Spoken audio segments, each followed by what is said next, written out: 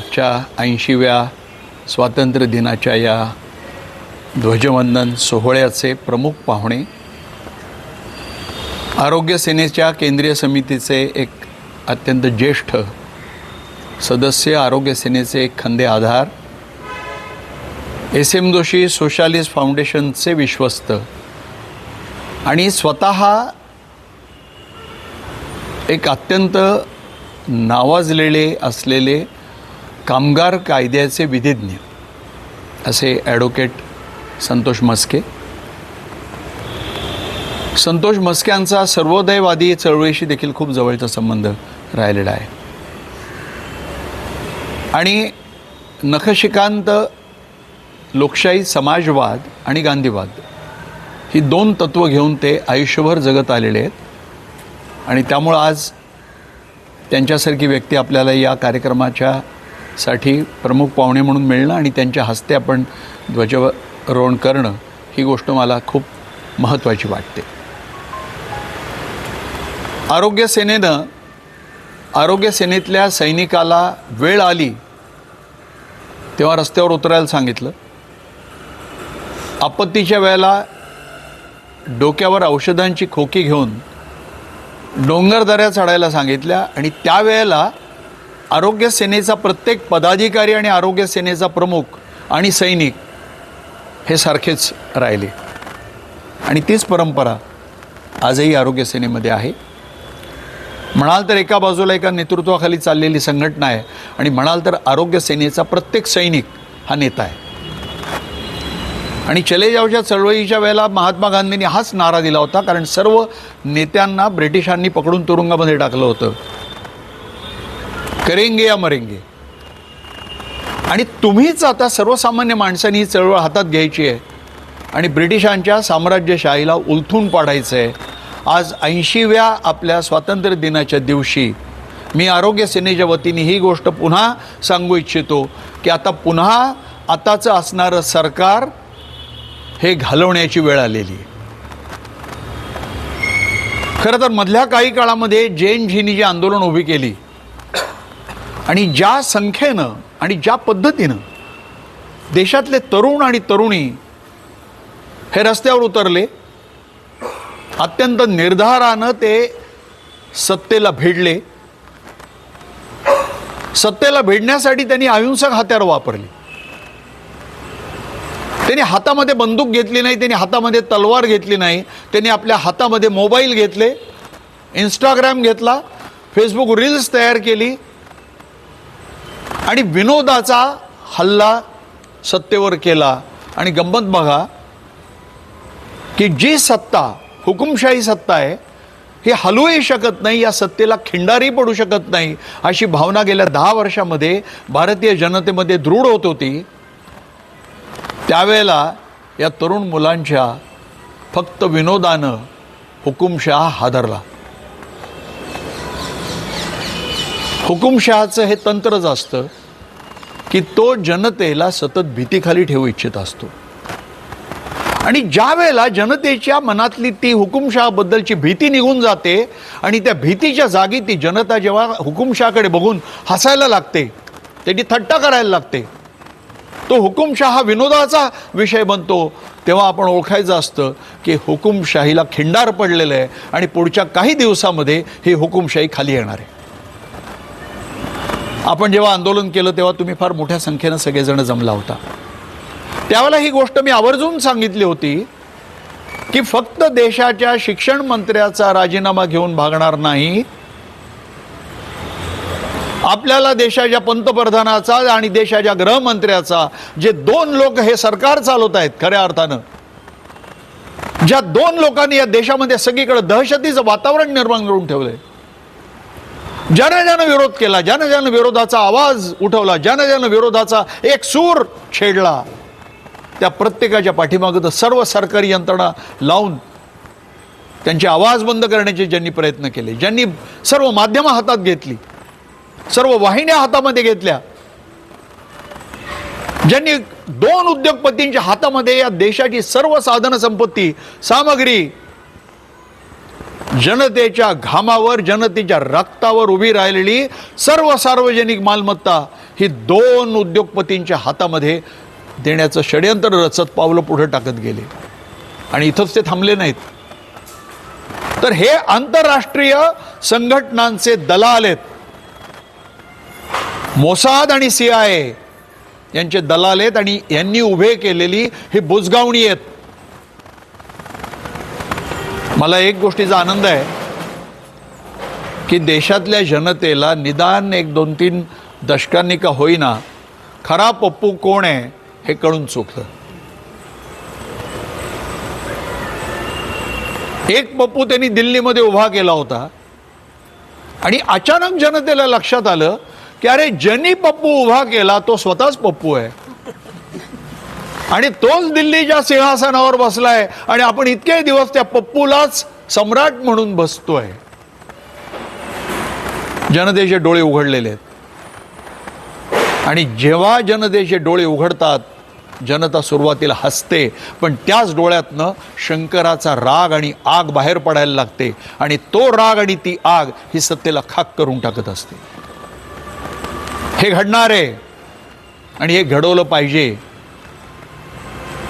तरुण पिढीने जी परिपक्वता यावेळेला दाखवली आहे त्याचंही कौतुक केलं पाहिजे. संतोष मस्क्यांनी जो उल्लेख केला तो खूप महत्त्वाचा आहे. ही तरुण पिढी नीट परीक्षांच्या भ्रष्टाचाराचा आणि पेपर फुटीचा मुद्दा घेऊन रस्त्यावर उतरली.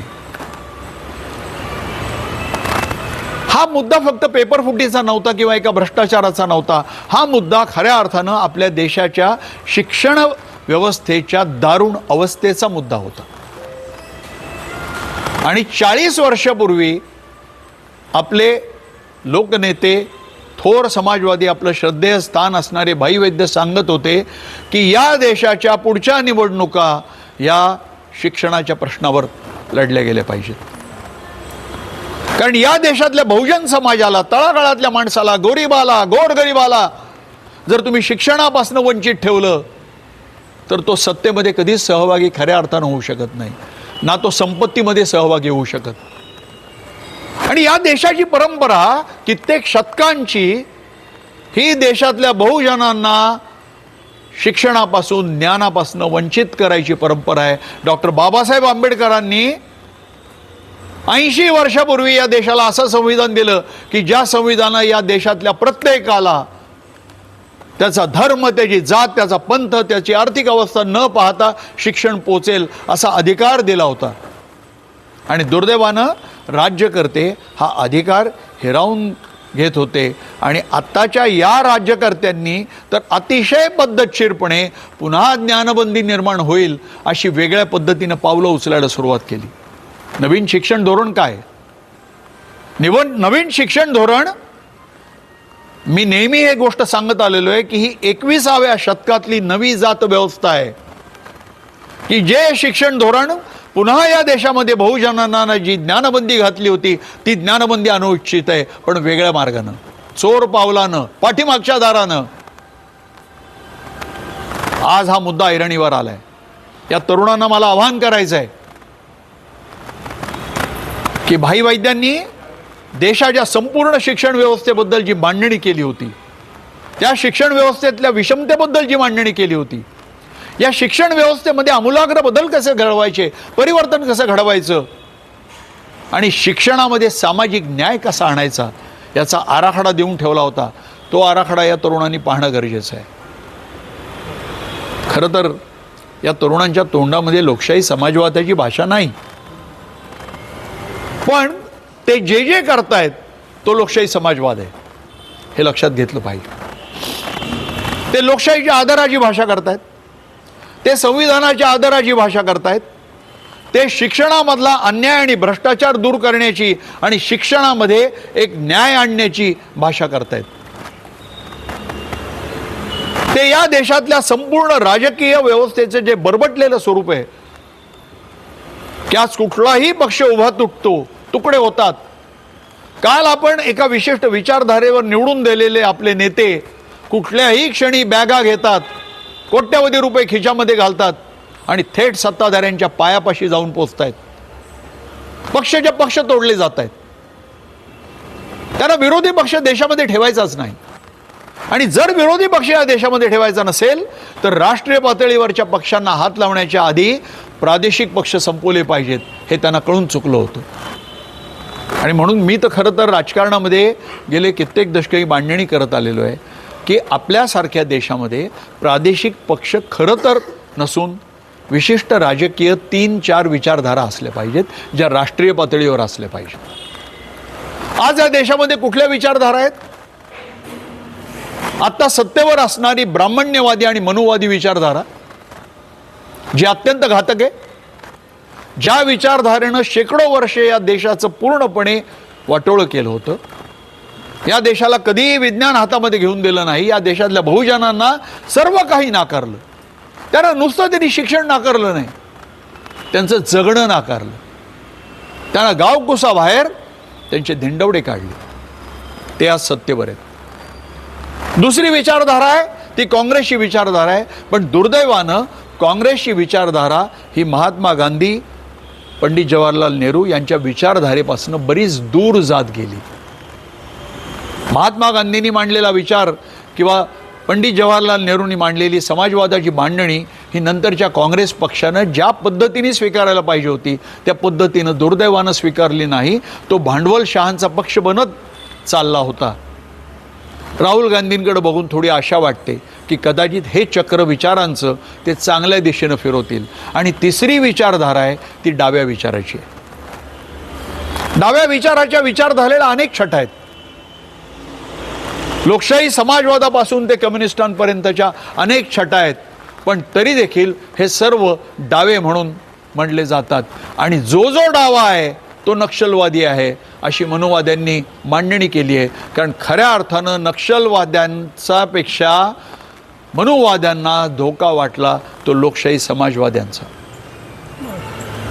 हे आपल्याला कधीही विसरून चालणार नाही. म्हणून तुम्ही नक्षलवाद्यांचा धिक्कार करताना लोकशाही समाजवाद्यांना आणि गांधीवाद्यांना पण नक्षलवादाच्याच रांगेमध्ये आणून बसवलं फार पद्धतशीरपणे. कारण त्यांना माहिती आहे की मनुवादी विचाराला या देशामध्ये टक्कर जर कोण देऊ शकत असेल तर तो फक्त आणि फक्त लोकशाही समाजवादच टक्कर देऊ शकतो. आता लोकशाही समाजवादाचं राजकीय अस्तित्व ज्या ताकदीचं असायला पाहिजे होतं, जे एकेकाळी होतं, ते आज नाही आहे. पण मला असं वाटतं की या जैनजींनी जर लोकशाही समाजवादी विचाराला जोडून घेतलं तर त्यांच्या संपूर्ण आंदोलनाला एक तात्विक बैठक मिळेल. कुठलंही आंदोलन जेव्हा राष्ट्रीय पातळीवर उभं राहतं तेव्हा त्याला 2 गोष्टींची गरज असते. त्याला अंतिमतः नेता लागतो. नेतृत्वहीन आंदोलन हे कधीही एका विशिष्ट दिशेनं पुढे जाऊ शकत नाही आणि एका लक्ष्यापर्यंत जाऊन पोचू शकत नाही. ते नेतृत्वहीन बनून ते फिसकटत जाण्याची शक्यता राहते. जगाच्या इतिहासात तुम्ही जर वळून पाहिलं तर तुम्हाला अनेक ठिकाणी हे दृश्य दिसेल. आणि दुसरी गोष्ट लागते, त्या आंदोलनाला विचारधारेची बैठक लागते.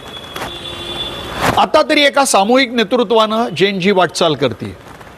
अंतिमतः त्यांना नेता शोधावा लागेल. तो त्यांनी तरुणांमधला शोधावा. आमचं त्याबद्दल काही म्हणणं नाही. पण त्यांना जर विचारांची बैठक द्यायची असेल तर ती बैठक त्यांना लोकशाही समाजवादी विचारांचीच द्यावी लागेल. कारण त्यांची भाषा ही तीच आहे. आणि म्हणून त्या सर्व तरुणांच्या या आंदोलनाला मी आरोग्य सेनेच्या वतीने पूर्ण शुभेच्छा देतो. आरोग्य सेना, देशभरातले आरोग्य सेनेचे सर्व कार्यकर्ते हे या आंदोलनाच्या पाठीमागे उभे राहतील. पण क्रांती कुठली का असेना, रक्तरंजित क्रांती ही पुन्हा अधिक रक्त सांडत राहते. त्यामुळे रक्तरंजित क्रांतीचा आम्ही विरोधच केलेला आहे. सशस्त्र क्रांतीचा आम्ही विरोध केलेला आहे. जरी आमची जुनी परंपरा क्रांतिकारकांची असली तरी आम्ही विरोध केलेला आहे.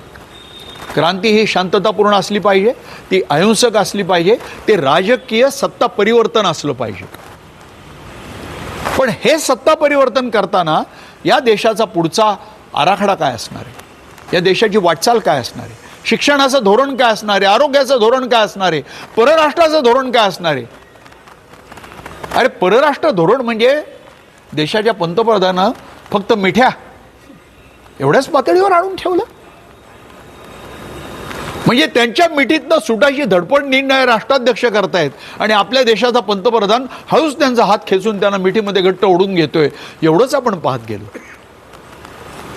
परराष्ट्र धोरण म्हणजे मेलोनी ताईंना मेलोडी चॉकलेट देणं, इतक्या खालच्या पातळीवर आपल्या देशाचं परराष्ट्र धोरण आपल्या देशाचा पंतप्रधान आणून ठेवतो. आपल्याला हे बदललं पाहिजे आणि त्या परराष्ट्र धोरणाचा देखील आपल्याला विचार करावा लागणार आहे.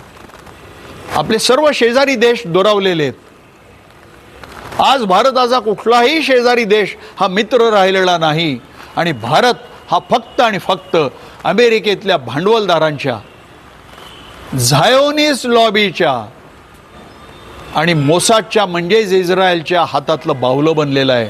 भारताला याच्यातनं बाहेर पडणं गरजेचं आहे. पण भारत बाहेर पडणार नाही. ज्या सत्ताधारी त्यांच्या पायापाशी गेलेले आहेत त्यांना आपल्याला बदलावं लागेल. आणि या स्वातंत्र्य दिनाच्या निमित्तानं मी आरोग्य सेनेच्या वतीनं देशातल्या जनतेला आवाहन करतो की आता आपल्याला सर्वांना एक नवी चले जाव चळवळ छेडण्याची वेळ आलेली आहे. छोडो भारत म्हणता येणार नाही कारण हे सगळे भारताचेच नागरिक आहेत. पण छोडो सिंहासन ही घोषणा तर आपल्याला या निमित्ताने देता येईल आणि हीच घोषणा आपण देऊ. आणि मी पुन्हा आरोग्य सेनेच्या वतीनं देशातल्या सर्व लोकांना, आरोग्य सेनेच्या सर्व सैनिकांना आणि विशेषतः फुले शाहू आंबेडकर विचारांच्या सर्व लोकांना, कारण या जैनजींनी जय भीमचा नारा दिला, मला खूप छान वाटलं. पण त्याचबरोबर त्यांनी महात्मा गांधींचाही उल्लेख केला. कारण बराच काळ सुरुवातीला महात्मा गांधींचा उल्लेख होत नव्हता, त्यांचाही उल्लेख केला. जैनजी मला असं दिसतंय की जिच्याकडं उथळ सवंग फक्त रीलवाली पिढी म्हणून आधीच्या पिढ्यांनी पाहिलं, त्या पिढीनं अधिक परिपक्वता दाखवलेली आहे आणि त्या पिढीच्या पाठीमागं उभं राहणं हे आपलं सर्वांचं कर्तव्य आहे. एवढंच मी आपल्या सर्वांना सांगून आजच्या स्वातंत्र्य दिनाच्या पुन्हा मी आपल्याला शुभेच्छा देतो. मला खात्री आहे की 81व्या स्वातंत्र्य दिनाला या देशातलं सत्ता परिवर्तन झालेलं आपल्याला पाहायला मिळेल. धन्यवाद.